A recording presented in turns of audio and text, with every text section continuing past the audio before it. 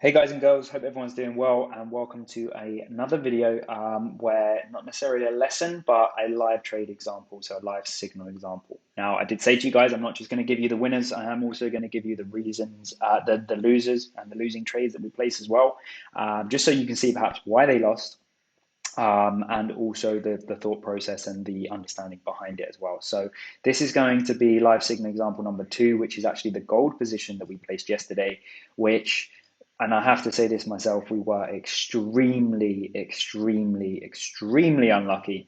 And unfortunately, it does happen. But anyway, let's have a quick look at why we took this trade, and then I can kind of run you through exactly the reasons why. Okay, so first of all, based on my weekly bias, as you guys know, I was bearish. Okay, I was bearish on this market, and my highlighted area was this level here, and the most important level, as I mentioned to you, was 1812. Okay, 1812 on gold is a crazy level.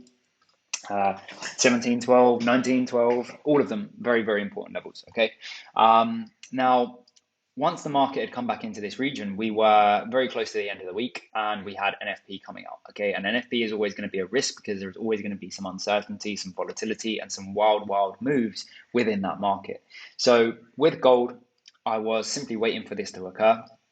Okay, and I was waiting for this market to kind of reach that 1812 level. Okay, and that's what happened right in this region. Now, why did I place that position first of all? So let's just break down the time frame. So first of all, on the daily time frame, we had this level right here. Okay, we can narrow that down on the 4-hourly time frame to this region, which is the previous level of demand, okay, which we were hoping would hold up as supply, which it did 1, 2, 3 times. We've also got on the 4-hour time frame, we've got this candle right here, which is the order block on the 4-hourly. Okay, so 2 reasons plus my 1812. Again, solid amount of synchronization as to why I place trades. That's hopefully something that you guys are going to notice, that I don't just place trades like this. I do have to have a lot of information and thought process behind it first of all. Okay, so once we popped into this region, if we narrow down to the 1-hour time frame, okay, again, what can we see? We could even tighten the order block, which is this level here, which is where that market pulled to, which is 1815. Okay, now my stop loss was at 1815, which is extremely frustrating, but nonetheless. So once we pulled into this level, okay, what I was looking at is the lower time frames. Okay, so I'm just going to tidy this up. You've seen obviously the other analysis. We've got the 1812 level, and then we've got this level here, which is potentially going to act as supply, which it did do. Now, when I drop down into the 10-minute time frame, okay, what I was looking at here was this first rejection, this second rejection. Okay, once we had those 2 rejections from this region and we broke structure, which was on the 10 minutes, very small break of structure. Okay, but because of my higher time frame analysis, I wanted to try and get this market with a very small stop loss. Okay, and my stop loss was 27 pips, and if it was 28 pips, maybe 29 pips, we would have actually made it and had what would have been an absolutely incredible trade. So the stop loss was 1815, which you can see right there. And the target, I even kept the target quite small at 1805. As you can see, the market actually went all the way down to 1792, which would have been a 7.8 risk reward. Okay, so 1805 was my target here. Now, NFP, as you can see, was specifically this candle right here. So right before NFP, the 10 minutes before NFP, we got tapped out. Okay, the 10 minutes before, and we got tapped out, as you can see as well, by the spread. Okay, so very annoying, very frustrating. Now, the reason why I entered, and this is obviously breaker structure number 1, this is lower high. This is obviously nice rejection from the region that I highlighted. If we drop down into the 1 minute, okay, we can see that breaker structure a lot more clearly. And I was also kind of managing this and looking at this on the 1 minute time frame. But once we had that breaker structure, that lower high, what did we also have? Okay, we can either choose this as our level of demand, or we can choose this as our level of demand, which could potentially turn to supply. But let's just choose the bigger one. And as we can see, if we drag that across, once the market had broken, we came up, retested. Okay, so that's where I looked at entering the market with the spreads, etc. It was around this level right here. And we had a nice fall, which actually missed my move to break even level by literally, again, a pip or so. So we actually would have just come out of that market at break even, but unfortunately we took the loss. But as you can see, why did the market do this? Why did the market reject from that region? Because this is where the orders were previously placed in order to push that market up into these highs. Okay, so that was where the market was previously pushed from, and therefore we retrace back into that level to push up again. Now, there's another lesson that I am going to do.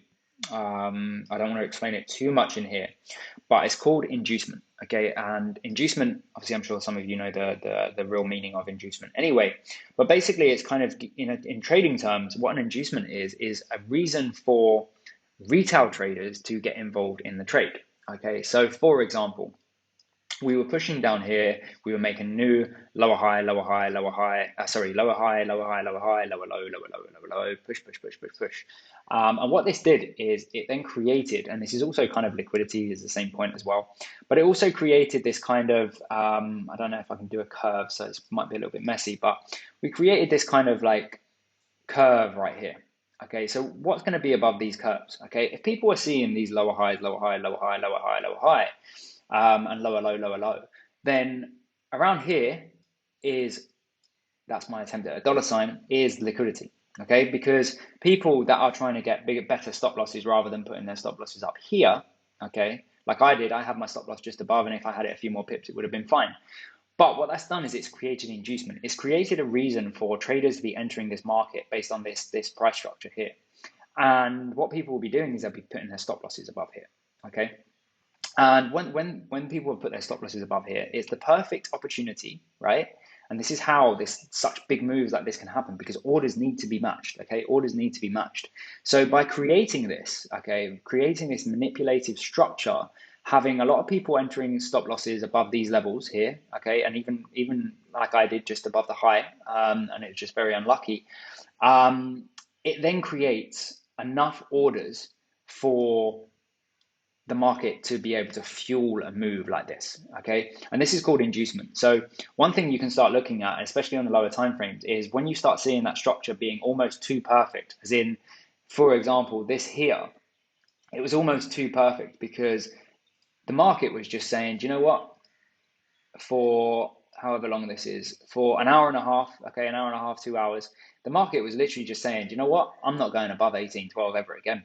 Okay, I'm not going above 1812 ever again. But what then happens is the market then swoops back, okay, might fool you once again, but swoops back, takes out all of the stop losses here, takes out all of the stop losses here, and takes out my stop loss and everyone else's stop loss around here.